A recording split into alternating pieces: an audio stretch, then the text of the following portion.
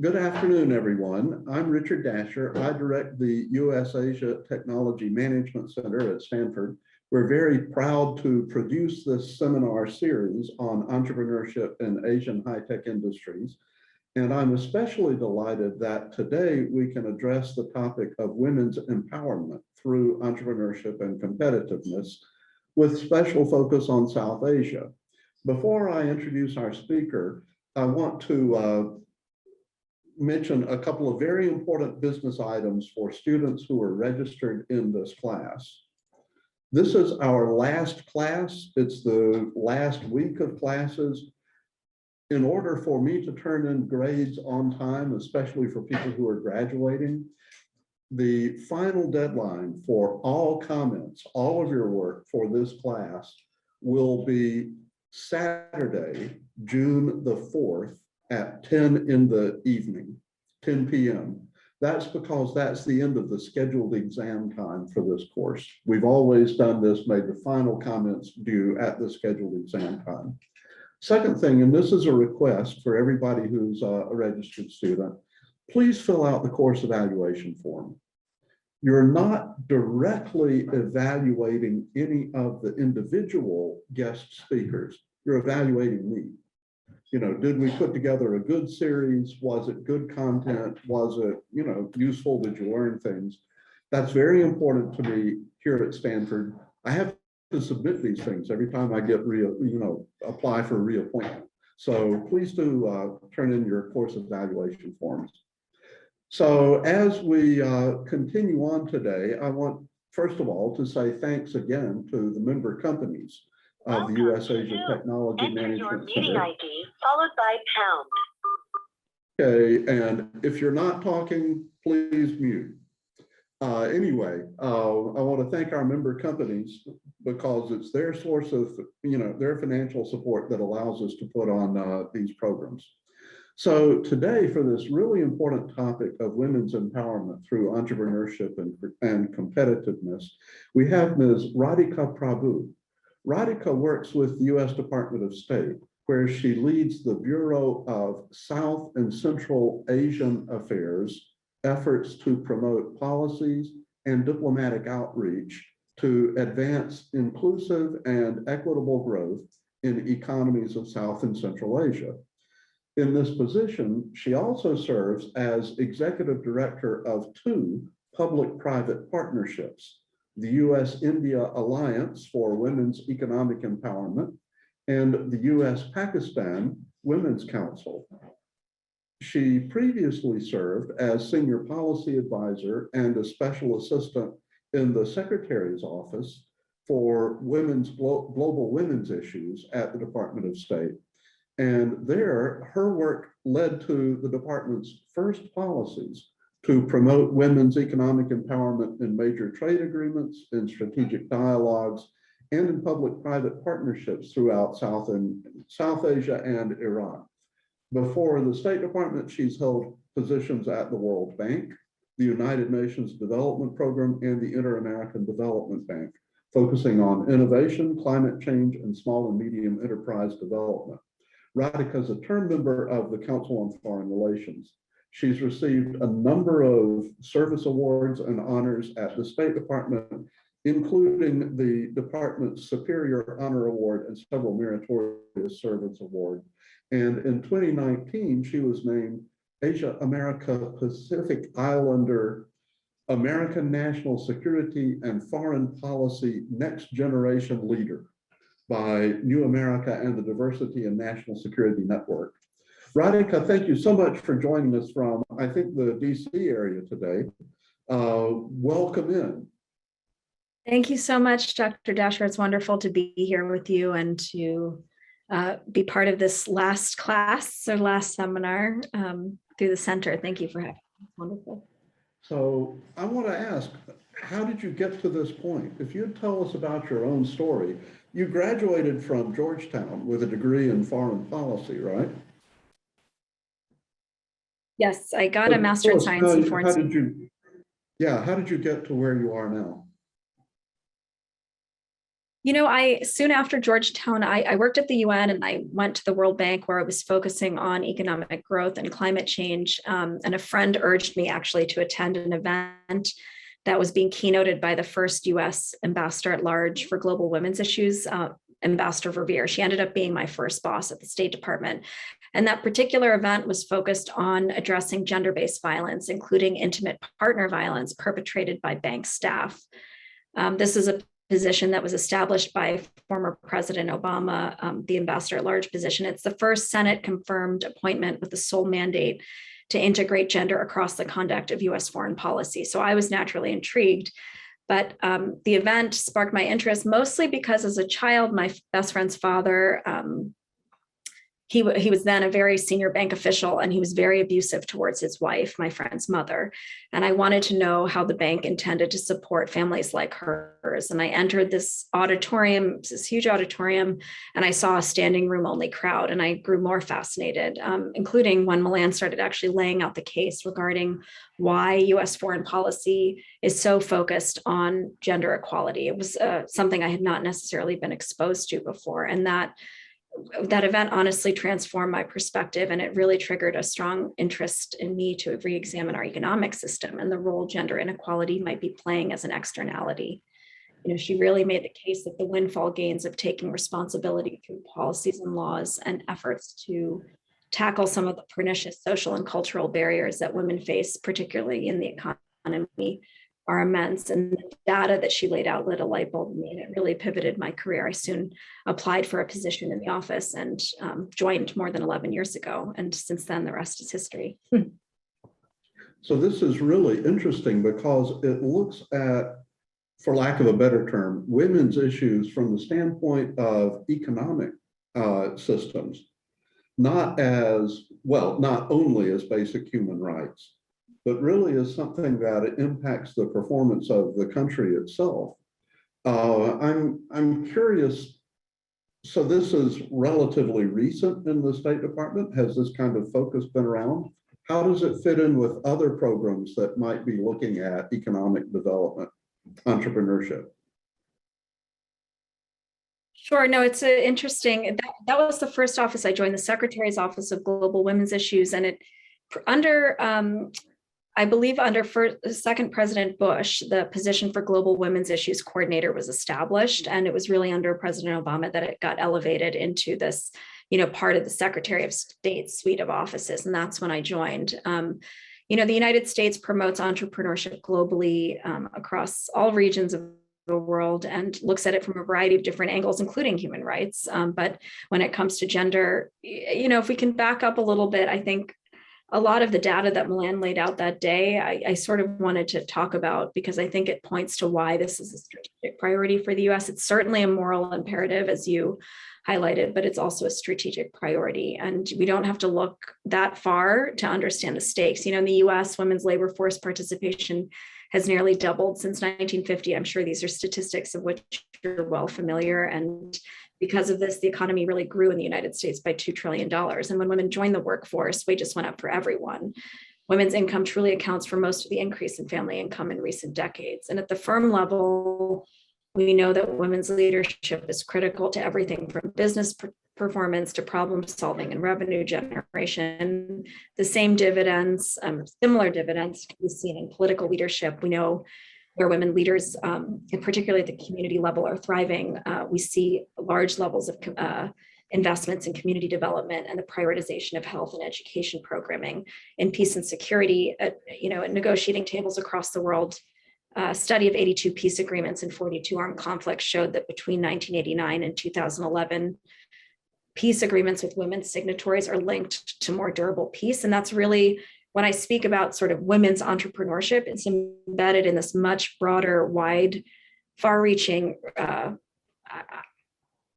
kind of re-exploration and re-examination of foreign policy that is, it's encompassing entrepreneurship, but it's pretty vast, looking at how we can really elevate the role women play across a variety of different facets.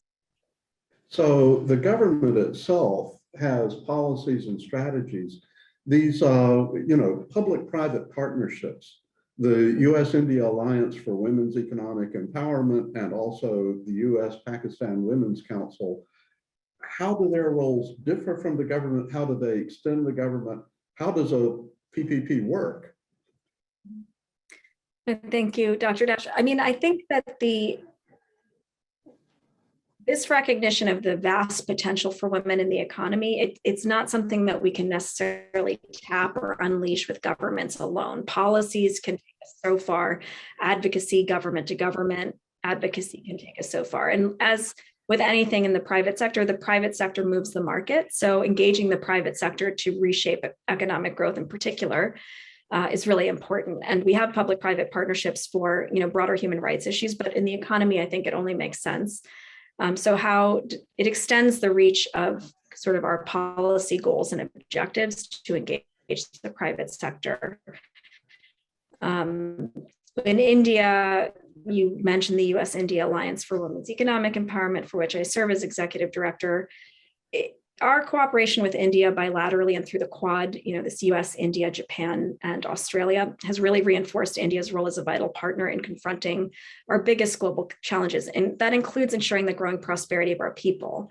If you look at the slice of what women's economic empowerment can do for India's economy, it's significant. The IMF estimates pre-pandemic that gender parity in the economy could yield up to 30% growth for the country's GDP. So those are significant numbers. So then the question becomes, okay, well, how do we get there? And that's really what the Alliance was born out of, is a recognition that we really need to be pulling in civil society, the private sector, and the governments of both of our countries to really tackle the challenges that we're seeing in entrepreneurship, workforce participation, and access to educational opportunities. And I can point to one specific initiative that kind of gives us a flavor for what we're doing. We have an initiative called the India Million Women Mentors Initiative, which, pre-launch, we aim to mentor 1 million women in India. Is my connection okay?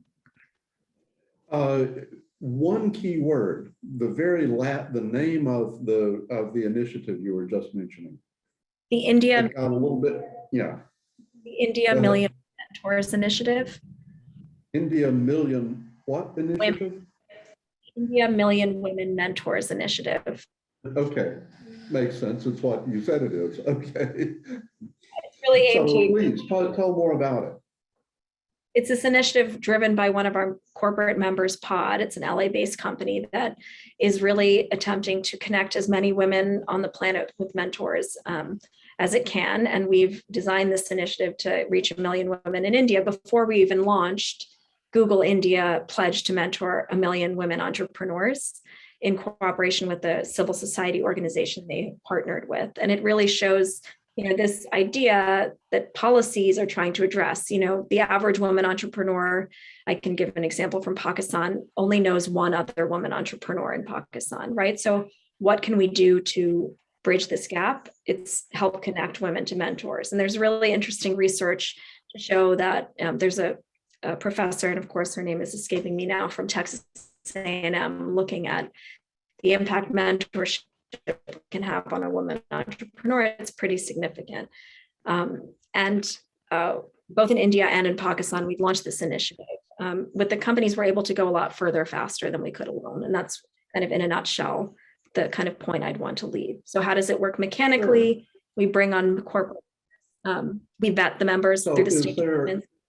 I'm sorry, is there a set number of partners, specific partners in the U.S. India Alliance for Women's Economic Empowerment, or is it kind of fluid, people can join on a project basis? How does that work? Corporations typically join for at least a period of 1 year to 2, and they shape their own commitments as it relates to what they're seeking to accomplish. Across both the councils, we are looking at the U.S. India Alliance for Women's Economic Empowerment and the analogous council, the U.S. Pakistan Women's Council. We're looking at entrepreneurship, specifically supplier diversity. We're looking at the care economy and how we can work with the private sector to support access to childcare and elder care for women in the workforce. We're looking at a range of different priorities, and companies work with us to shape their commitments on how they would want to address these priorities. And then we mix and match between companies. The idea is that we So create I'm sorry. no, go ahead. I didn't The mean to interrupt. idea is, no, it's okay. We are creating an umbrella initiative under which different members can take a little slice and work with us to cooperate and coordinate on that slice. Okay, so the kind of standing members, one is U.S. Department of State, also USAID. Yes, so the core members of the U.S. Alliance, India Alliance for Women's Economic Empowerment, what I call the Alliance for short, in shorthand, the State Department, USAID, the U.S. India Strategic Partnership Forum, which is a nonprofit that acts as a chamber of commerce, advancing U.S. India bilateral relations, and then the George Washington University, and principally their Milken Institute School of Public Health.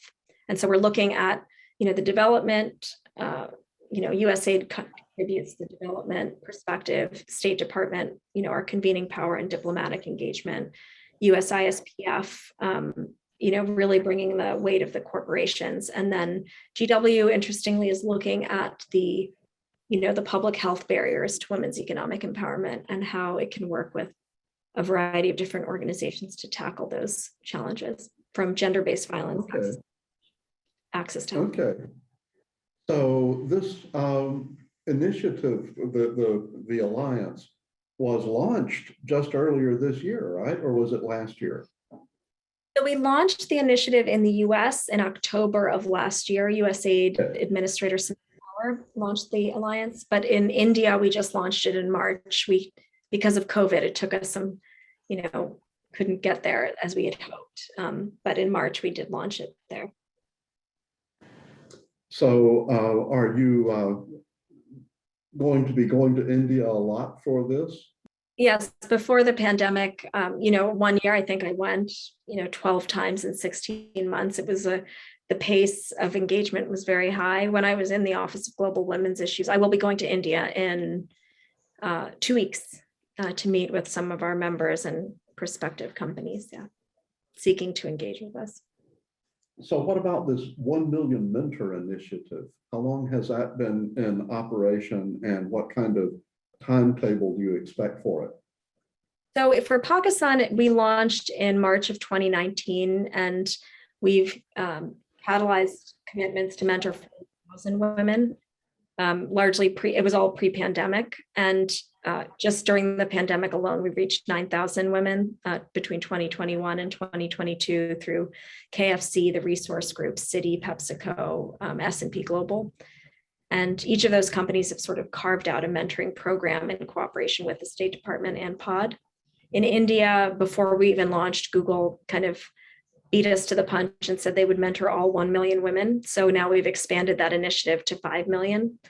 And we're working with, we're looking to really expand our footprint and areas of the country that aren't normally reached by corporate initiatives, tier 2, tier 3 cities. That's our goal moving into this next phase. Really exciting, actually. So it's very interesting that you mentioned mentoring or lack of mentoring being a sort of systemic barrier to women taking entrepreneurial kind of paths. I'm curious, what in your context do you see as the main benefits of promoting entrepreneurship in regard to women's economic empowerment? Is this because they're left out of the normal economy, or because there's some sort of particular way of creating value? I'm going to give my... Maybe you missed some of that. Okay, so let me try again. Sorry, guys. Yeah, that happens. So you mentioned mentoring as possibly having a systemic relationship to entrepreneurship. Without good mentors, it's really hard for people to be able to become entrepreneurs. But I'm kind of going back to the why entrepreneurship question. Why does entrepreneurship represent a particularly, a good path for women's economic empowerment? Even broader than economic empowerment, I thought this was a really interesting question, because I think it points to something much bigger that people don't often necessarily think about. Today there's an important debate that's putatively over models of development. Which way should a country grow? But it's really about sovereignty and the freedom that nations can expect and that their citizens can enjoy. And America's position in this debate is really unambiguous. Good governance, long-term capacity building, market policies. These are key factors that enable the private sector to flourish and that are really essential for sustainable development and growth. And, you can look at Europe, Japan, Asia Tigers, India.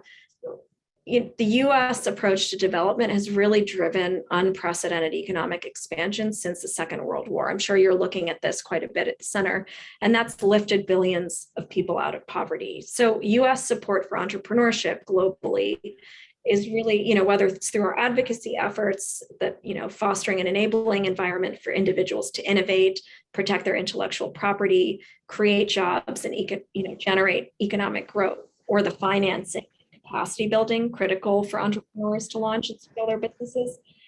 Whether for women or men, it's really emblematic of this broader approach to development, which fundamentally differentiates us from countries around the world. So this thing of, why is the US going, why are we supporting entrepreneurship? It really speaks to a much bigger debate and our response to that debate, if that makes sense. And I think there's no more powerful symbol for me than seeing the efforts that we're making for women's entrepreneurship. It speaks to US values and our economic model. So in South Asia, what are the real challenges for promoting entrepreneurship by women and for women? Well, I think if you had asked me this question before the pandemic, I would have answered sort of one way, but I don't think we can dismiss the pandemic in responding. So I kind of want to tackle this if people aren't too bored with my diatribes already, but I think we really have to look at the impact that COVID had on women in South Asia and countries around the world, including here, to really answer that question. Even before the pandemic, if you're speaking about challenges, South Asia definitively had among the lowest levels of women's workforce participation in the world, hovering at around 30%.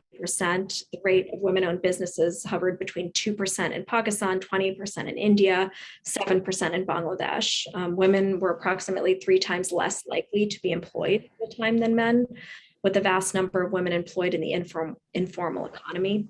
And the region has the lowest proportion of women-owned businesses in the world, along with the largest gender gap in account ownership in formal financial institutions and access to capital. So all of these challenges pre-pandemic had vast implications for women to generate, sustain, or scale new businesses. If you say, okay, the pandemic is sort of this exclamation mark, it exacerbated gender inequities and really in many instances set women back. I'm sure many of us have seen all of the newspaper headlines. Vice President Kamala Harris in the United States has called our female unemployment a national emergency. The Center for American Progress estimates that the loss of women from the workforce could cost the U.S. economy up to $64.5 billion. And I know there's some dispute around these numbers, but it was a significant impact on our economy, the number of women that dropped out. And similarly, reports from the International Finance Corporation and UN Women have affirmed that this sort of trend has held across economies, around the world. Beyond economic indicators, we know that the pandemic also really exacerbated mental health challenges, access to healthcare, and also the risk of gender-based violence. Pre-pandemic, 1 in 3 women was a victim of gender-based violence, and that number has increased. And emerging data is already showing us this. And all of this kind of compilation of factors it really impacts women's health. It impacts their future opportunities, well-being, and of course, their ability to contribute to the economy. So when we're talking about, okay, now looking at South Asia, what do we do? One, I think seeing the reality for women and how reality has been shaped, including this pressure on women to digitize. All entrepreneurs, I think, had to pivot overnight to a digital economy, and with women facing some of the lowest access, ICT access in the world. by sort of absolute numbers, that really created a Herculean task for women entrepreneurs. It's why we saw more women drop out of the workforce and more permanent business closures for women than their male counterparts. So if you're asking me, okay, what do we do now? I would say building networks, expanding mentorship, looking at the access to capital and financing as a key need, increasing education, and the policies that reduce the social and cultural barriers that existed beforehand, but are now a little bit, the competition for resources is more scarce. So I think that all of that plays a role in major challenges of the day. Yeah, everything does. We have one question from Natasha about how the statistics on women's participation in the labor force in South Asia compares to that in the U.S., especially since, as you mentioned, Vice President Harris said it's kind of a disaster in the U.S., right? A crisis in the U.S. Yes, I mean, the numbers, I think across the board, Natasha, women were impacted adversely by the pandemic. And each economy sort of has had a different impact. If you look at Afghanistan, there were certain, the level of women's economic participation, I think second, the absolute numbers are escaping me right now, but it was, these pretty dire straits pre-pandemic. The pandemic exacerbated the number of women who were just women entrepreneurs unable to launch or scale their businesses. And then the Taliban takeover of Kabul has really left women disadvantaged in terms of their ability to access entrepreneurship.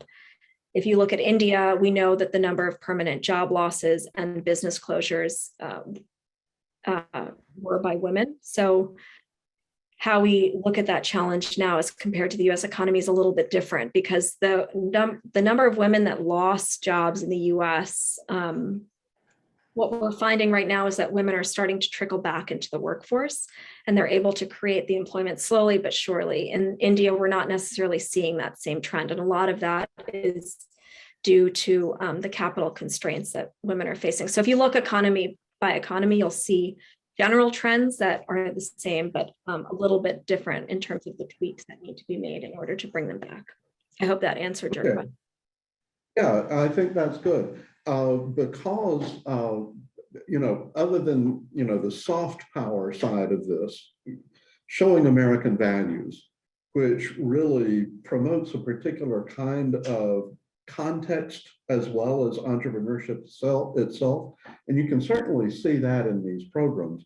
Are there more concrete ways in which the U.S. can benefit from focusing on women's empowerment in South Asia? So, I mean, certainly the number of consumers that South Asian economies present for U.S. business is vast, and they're vast and growing as a market power. And I think that for U.S. corporations looking at a region, South Asia really offers a lot of, both the consumer potential as well as employment potential, because there is a really high level of education across the region. A lot of the region speaks English. So there is, there's potential. There's also major challenges, but U.S. corporations are really in leaps and bounds shaping, positive outcomes for women across the region. I can name so many, that are working with us alone in both India and Pakistan that are doing so.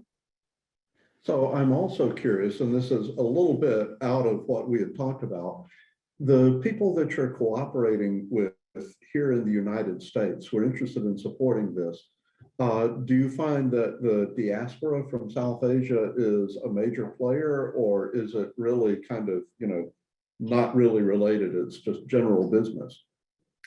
I think the people that I work with are sort of evenly split between diaspora and individuals within corporations that are really interested in these two major markets, sixth most populous country.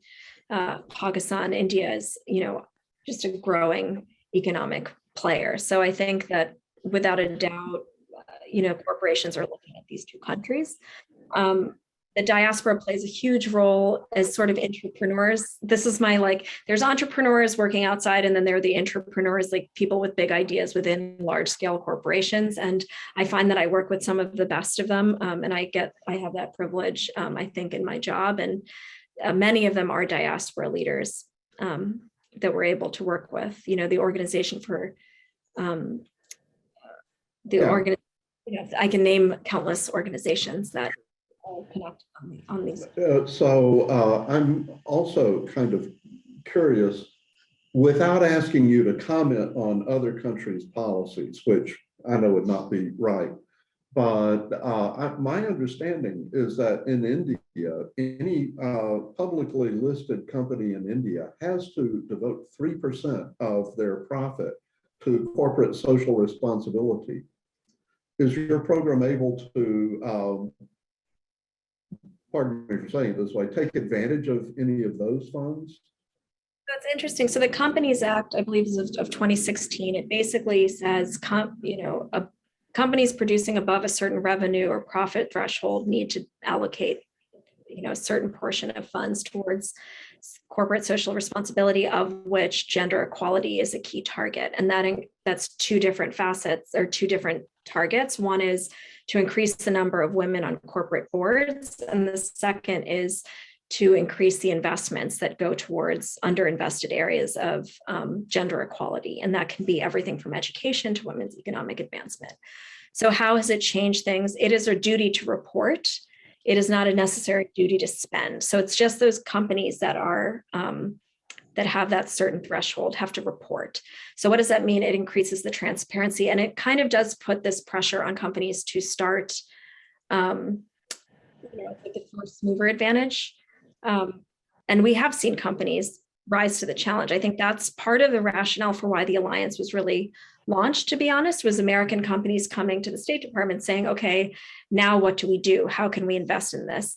And their money has to go and be routed through Indian organizations in order for them to benefit from, the government dividends that are going out for companies investing in, corporate social responsibility in India.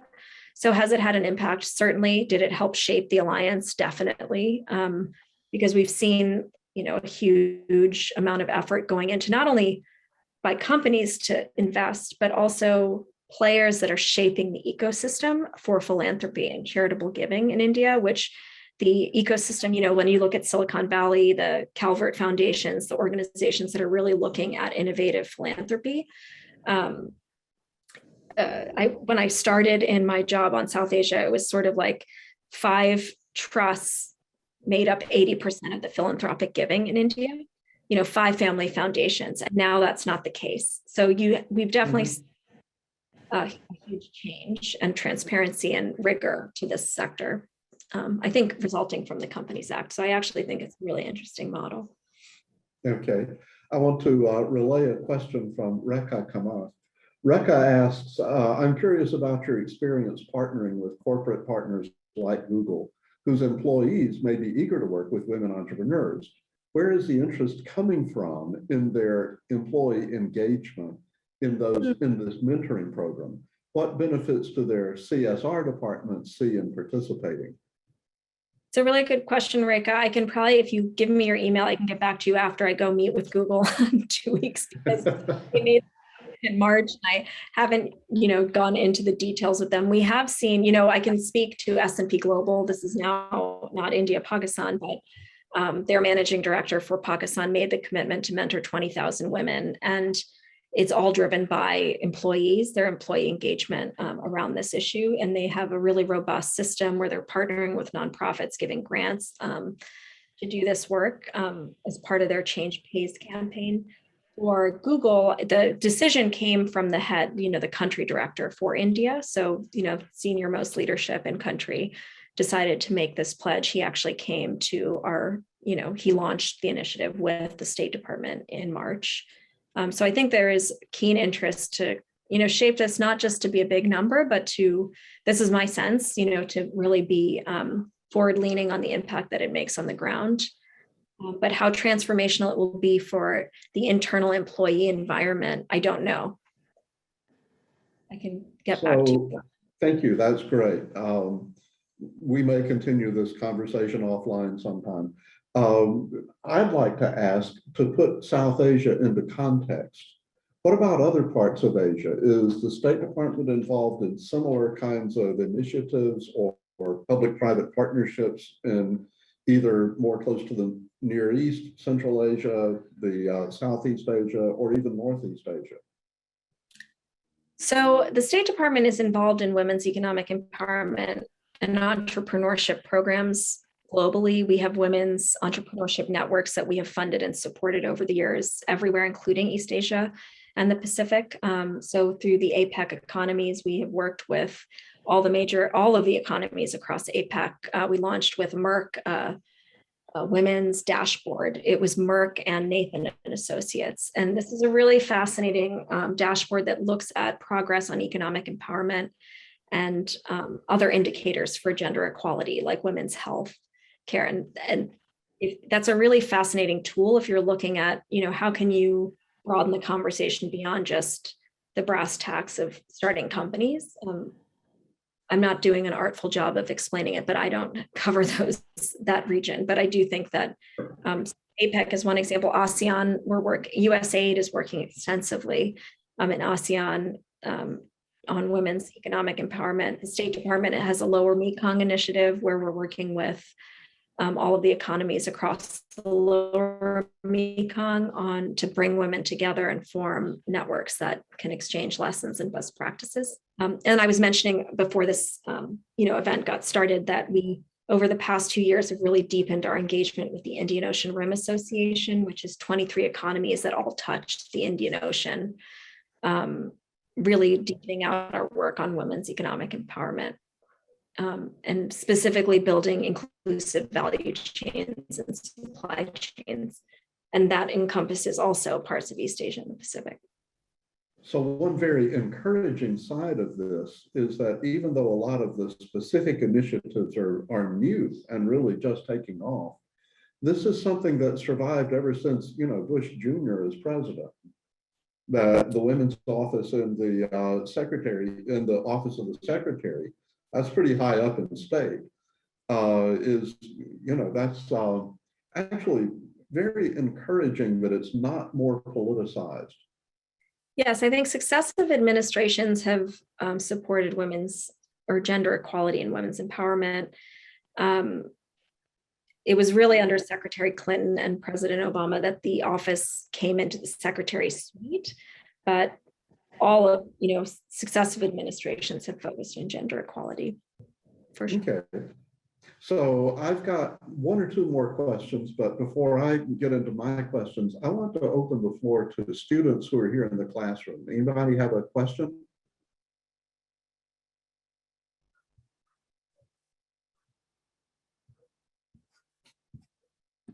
Finals week, right? Okay. Anybody who's on the Zoom chat, please, send your questions in the chat and we'll cover them too. I'm really curious about how people can get involved. I think that's a really important topic. So for those of us here in Silicon Valley or who may be watching this somewhere on YouTube, what can we do with this kind of initiative, either the public-private partnership, or what are some ways that people here can get involved? Thank you for that question. So if you're a corporation and you're interested in learning more about cooperating with the State Department, either in South Asia or, more large, in our other regions that I don't cover, but I can relay to colleagues that do, you feel free to reach out to me. I've dropped my email in the chat. The U.S. India Alliance for Women's Economic Empowerment and the U.S. Pakistan Women's Council, there's a process for seeking membership in those public-private partnerships. It involves due diligence and vetting and approval by our Undersecretary for Management, and I'm happy to walk anyone through that process. As individuals, if you're interested in participating in the Million Women Mentors Initiative, there are ways that you can, through our this app called the Atlas app that's powered by Pod, you are able to sign up as a mentor and tag your individual expertise. And then women in any other part of the world that are interested in that expertise can find you on the app and will reach out to you. So I really encourage you to take a look at the Pod app as a good, but as a corporation, it's a very kind of delineated path, which I won't bore everyone with, but you can feel free to reach out to me and I'm happy to walk you through that. And like I said, what are the main concerns that the undersecretary would have before allowing somebody or their organization to become a partner? Is this basically no money laundering, or what would be the vetting process? What are the main factors of concern?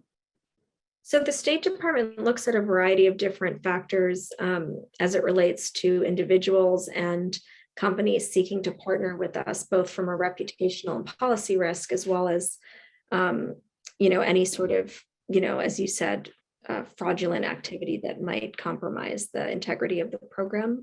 Everything that you would imagine. That we would need to know if we were entering into a public relationship organization. Yeah. So Ananya asks kind of a follow-up question, and based on how our conversation has gone, is partnership open to, say, smaller or newly established nonprofits? And also, are there other opportunities for nonprofits to collaborate with the State Department and other global initiatives for women's entrepreneurship?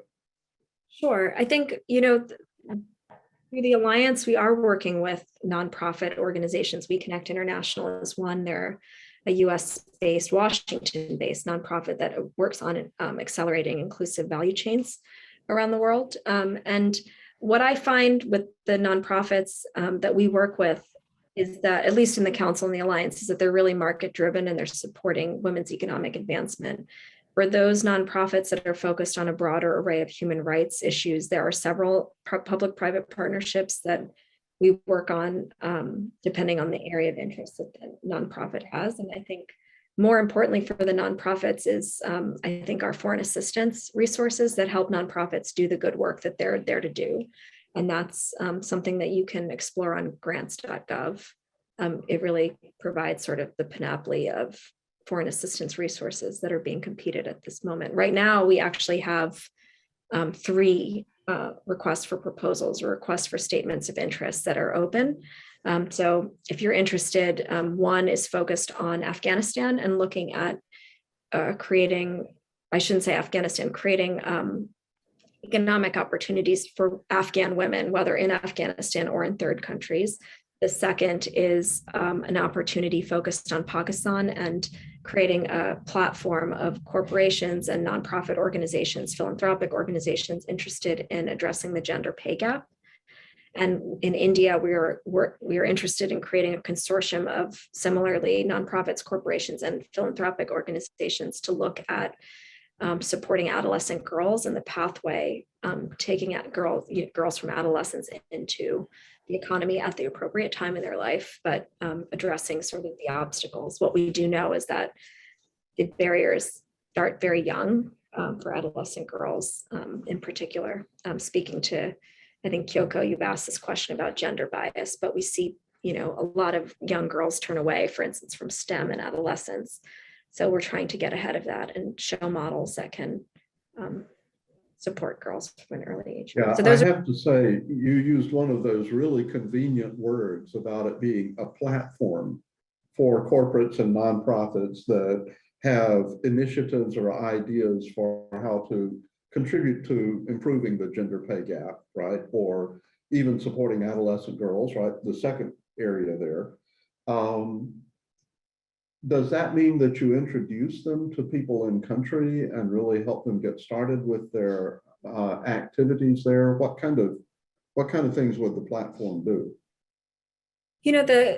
There's a few key things that we do. One is that we're a convening body, so we bring together disparate entities to understand what else is happening in the ecosystem. The second is we collaborate with one another. So organizations that have an interest, let's say, in women in STEM, looking at SaaS platforms are able to work with organizations that are interested in ICT access. So you're able to really address a problem from a much broader perspective than what you would accomplish alone. And then the last main area of engagement that we have is really convene companies and organizations to help, advocate for,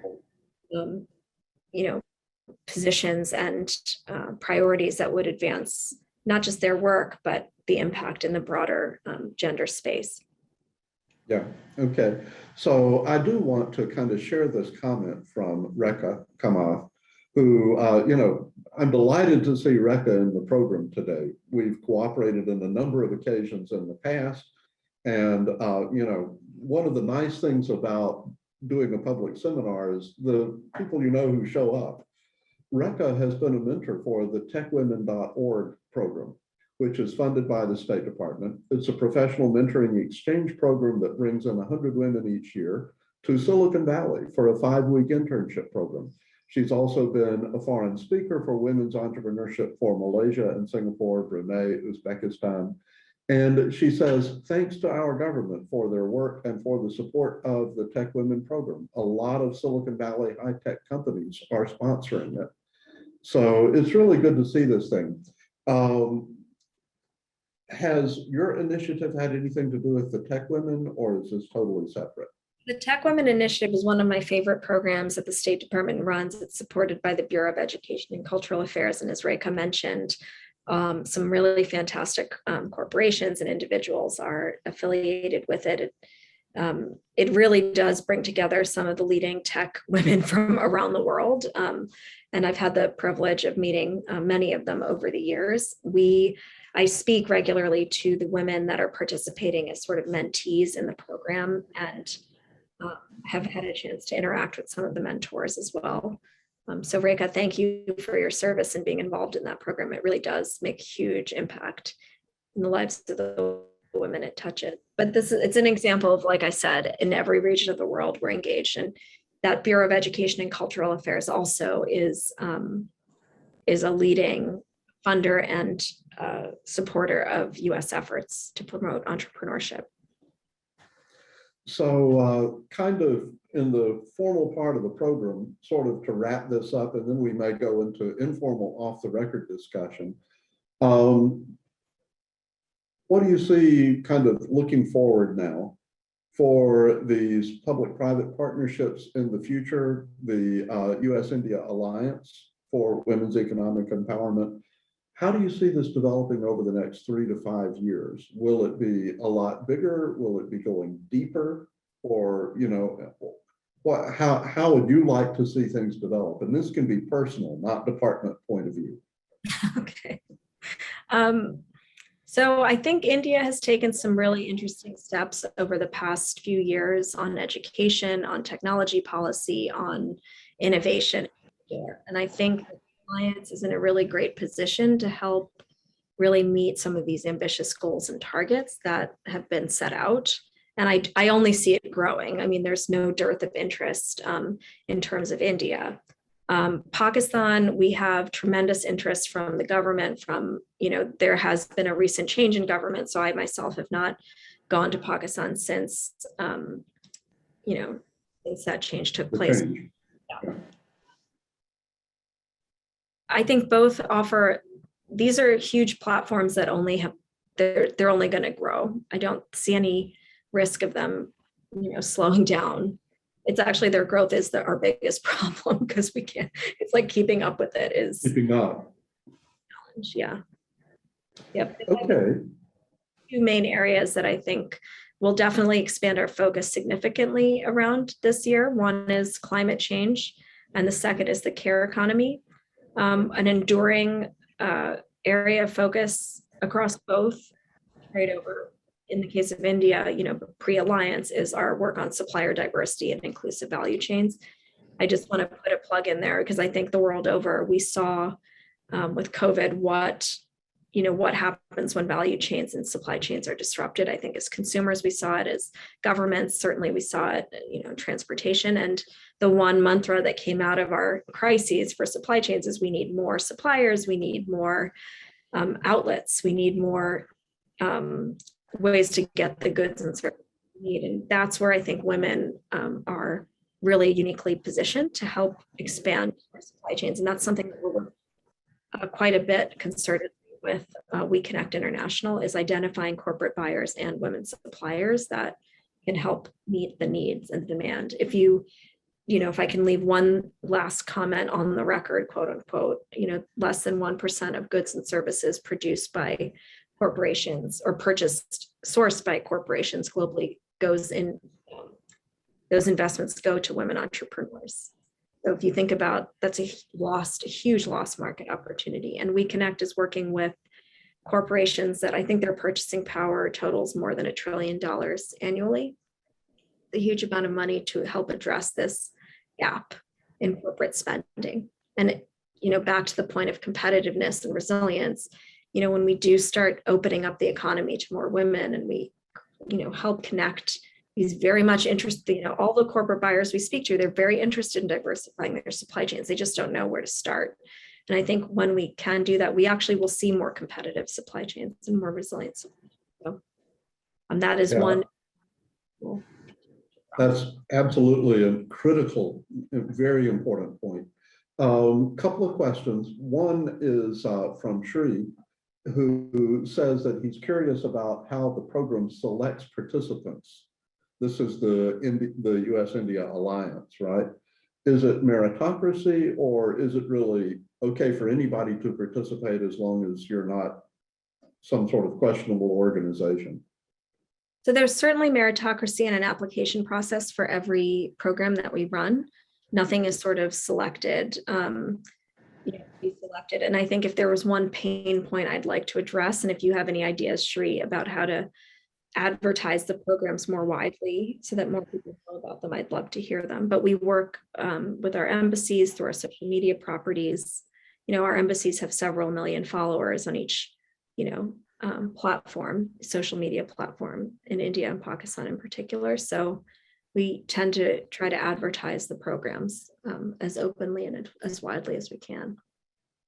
I also want to give another chance to students in the auditorium. Anybody want to have a question?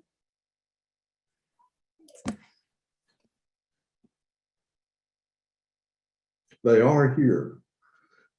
Go ahead. Thank you so much for your release program. I'm curious about that. Do you have any assessment, or do you have any assessment for the program, or learning outcomes, or how would you match the mentors with the mentees? Okay, so several questions here. I'm not sure how well you can hear them, Radhika. The first question is really, how do you evaluate the results of the programs that you're doing? So it's a really good question. So the way that this is, I didn't catch the name of the woman who asked the question, but the way that we've designed— I don't think she gave it. Okay. Each of the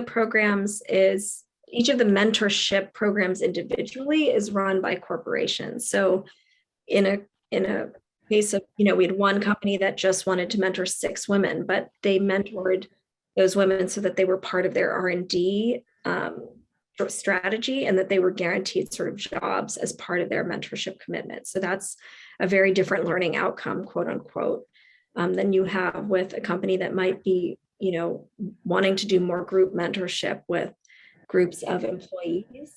And all of them employ surveys as it relates to their women, the women that they're mentoring. We do have an annual report, at least for the U.S. Pakistan Women's Council, that is on our website. The U.S. I can't, if you go to state.gov and then, Google U.S. Pakistan Women's Council, you'll see the annual report, and that highlights some of the impact that program had through the Pakistan Million Women Mentors Initiative. The India Alliance just launched in March, so we don't yet have those metrics yet because we haven't started the program, but it's certainly a focus. I know for Google, they're looking concertedly at designing a program where they can gauge those metrics. So this actually overlaps with the question on Zoom by Yoshinori about, promoting business between US and India. Does that fit into the kind of assessments that you're doing for this women's economic empowerment? Just plain and simple, how much money is going to women's initiatives and entrepreneurship and so forth?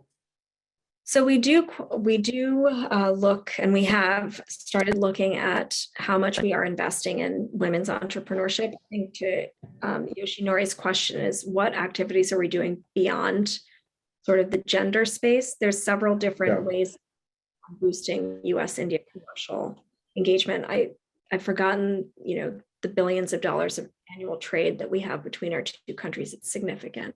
One, Department of Commerce, we have, business advisement service where companies can actually purchase for a relatively nominal fee gold key services, where you will have a commercial attaché at the embassy or consulate advise a company on sort of business entry questions. Separately, through the Development Finance Corporation, we are looking at financing companies that want to, or creating, investing in companies that want to scale operations in India.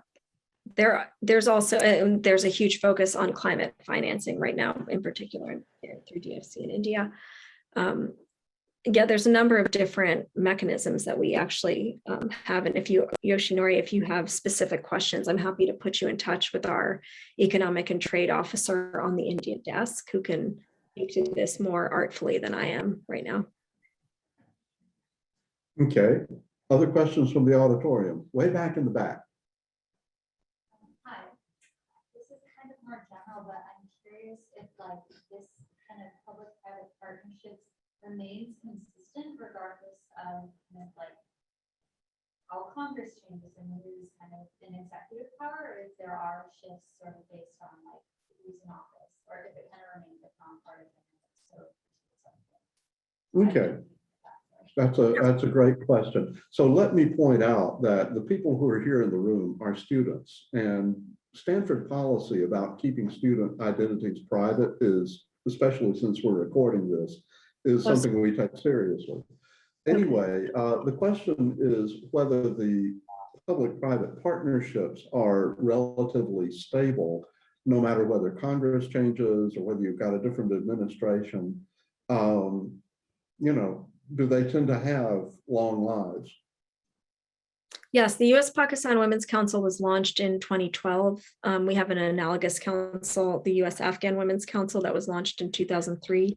The India Alliance is the newest one, which was just launched last year, and they're enduring, and they're governed by memorandums of understanding between different partners. The State Department is also nonpartisan, so foreign policy and the execution of our prior national security objectives. So to a certain extent, corporate participation in these removes you from the part of what you're doing from the U.S. government budget cycle, right? So in a sense, you don't have to worry about getting the whole budget approved every year.